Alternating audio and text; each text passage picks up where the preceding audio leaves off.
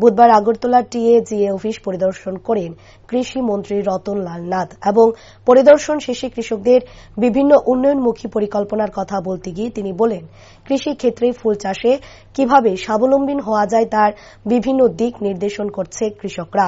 আগের তুলনায় বর্তমান কৃষকরা ধীরে ধীরে ফুল চাষে স্বয়ম্বর হয়ে ওঠার চেষ্টা চালিয়ে যাচ্ছে এবং অসময়ে সবজি চাষের ক্ষেত্রেও বিভিন্ন উদ্যোগ গ্রহণ করছে কৃষকরা। এবং সর্বশেষ তিনি বলেন, কৃষকদের অন্নদাতা ভগবান ভাবা দরকার।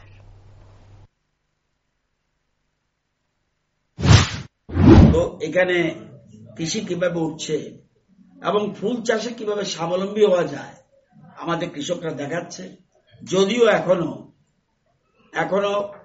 55% ফুল এখনো বাইরে থেকে আসে, আগে আসতো 80% ফুল বাইরে থেকে।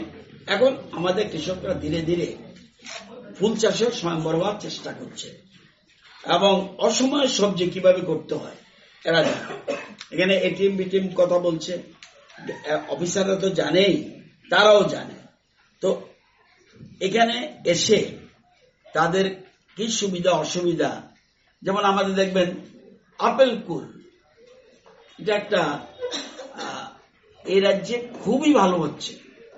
তো কৃষিতে আমরা বিভিন্ন ক্ষেত্রে আমরা সফলতা লাভ করছি এবং এটার পেছনে এই সংগঠনের বিরাট একটা ভূমিকা রয়েছে।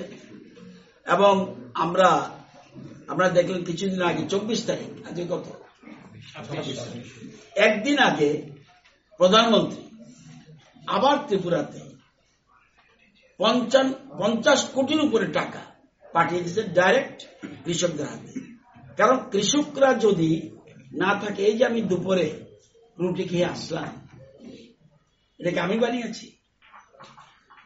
আপনারা যে দুপুরে ব্রেকফাস্ট করলেন, আপনি বানিয়েছেন? আমরা কেউ বানাচ্ছি না। তাহলে কৃষকদের আমরা অন্নদাতা ভগবান বলি।